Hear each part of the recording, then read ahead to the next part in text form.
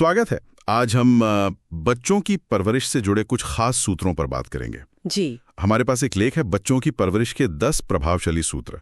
जी। इसके कुछ मुख्य अंशों को समझने की कोशिश करेंगे। हाँ, ताकि हम समझ सकें कि बच्चों को खुश, जिम्मेदार और आत्मनिर्भर बनाने में क्या मदद करता है। बिल्कुल।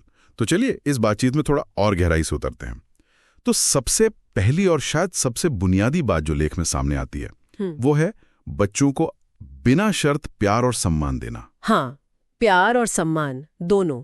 उन्हें वैसे ही स्वीकारना जैसे वे हैं। ये सुनने में तो आसान लगता है, पर असल में रोज की जिंदगी में ये बहुत जरूरी नींव है। जैसा आपने कहा, लेख कहता है कि सम्मान का मतलब है उनकी सुनना, उनके विचारों को अहमियत देना, भले ही वो बचकाने लगे। अच्छा, मतलब सिर्फ हुक्म चलाने की बजाय बातचीत करना। जी, बातचीत करना, उन्हें छोटे छोटे विकल्प देना, जैसे पहले नहाना है या खेलना। इससे उन्हें लगता है कि उनका भी कुछ नियंत्रण है। हाँ, ये टकराव कम कर सकता है।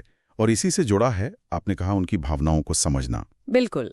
अक्सर हम बच्चों के गुस्से या उदासी को शायद नजरअंदाज कर देते हैं। अरे कोई बात नहीं, ऐसा कुछ कहकर। हाँ, कह देते हैं, रोने की क्या बात है। लेख कहता है ये ठीक नहीं है। जी नहीं, लेख के अनुसार हर भावना, खुशी हो या निराशा, वो मान्य है, वैलिड है।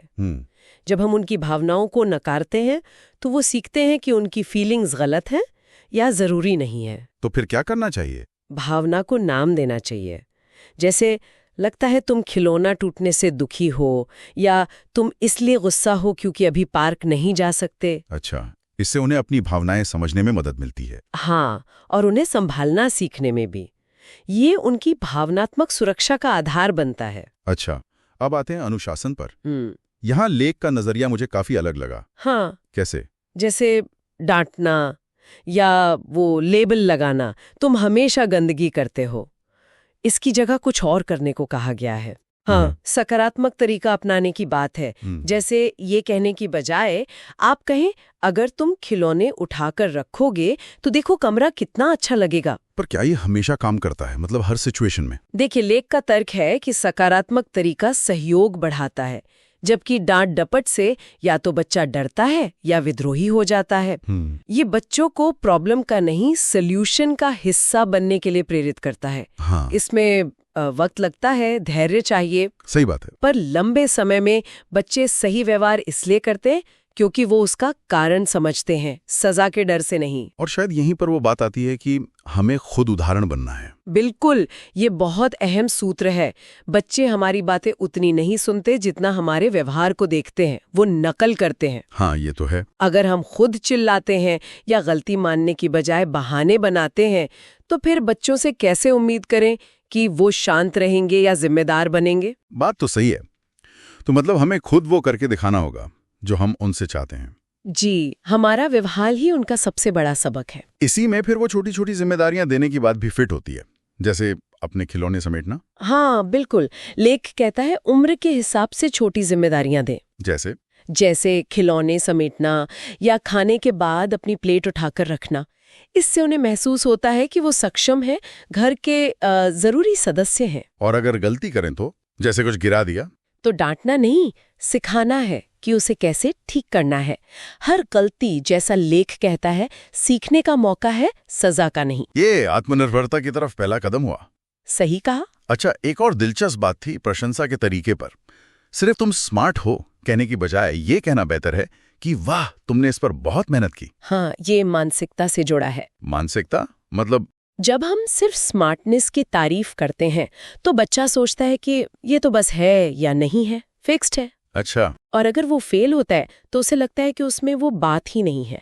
लेकिन जब हम प्रयास की, मेहनत की तारीफ करते हैं, हाँ, तो हम उनमें वो ग्रोथ माइंडसेट विकसित करते हैं। तो ग्रोथ माइंडसेट ये क्या है, थोड़ा और बताएं। ग्रोथ माइंडसेट का मतलब है ये सोच कि काबिलियत या समझ वो पत्थर की लकीर नहीं है, उसे मेहनत से, अभ्यास से बढ़ाया जा सकता है। अच्छा, तो तुमने मेहनत की जैसी तारीफ ये सिखाती है कि कोशिश करना जरूरी है। जी, और ये कि हार मानने की बजाय और कोशिश की जा सकती है।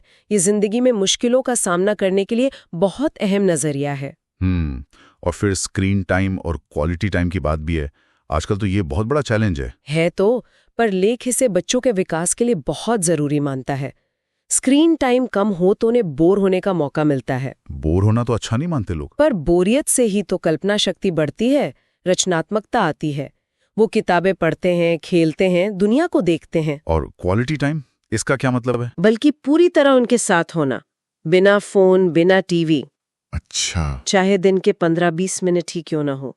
जब आप सिर्फ बच्चे पर ध्यान दें, बात करें, खेलें, इससे वो भावनात्मक जुड़ाव मजबूत होता है। तो अगर हम इन सब सूत्रों को देखें तो परवरिश कोई नियमों की लिस्ट नहीं है। नहीं, बिल्कुल नहीं। ये तो बच्चों के साथ एक गहरा सम्मानजनक रिश्ता बनाने की बात है, सकारात्मक मार्गदर्शन देना और शायद सबसे जरूरी खुद एक बेहतर इंसान बनना। हाँ। लेख की वो लाइन याद आ रही है कि बच्चा हमारे व्यवहार का आईना होता है, सिर्फ बातों का नहीं। बिल्कुल सही समझा आपने। ये एक लगातार चलने वाली प्रक्रिया है। हम खुद भी सीखते हैं इसमें। सही बात है। और इसी सोच को आगे बढ़ाते हुए एक सवाल है जिस पर हमारे सुनने वाले सोच सकते हैं। हाँ, जरूर। अपनी रोज की बातचीत में बच्चों के सिर्फ नतीजों की नहीं, बल्कि उनकी कोशिशों की तारीफ करने के लिए आप कौन सा एक छोटा सा सकारात्मक बदलाव ला सकते हैं? जरा सोचिएगा इस पर।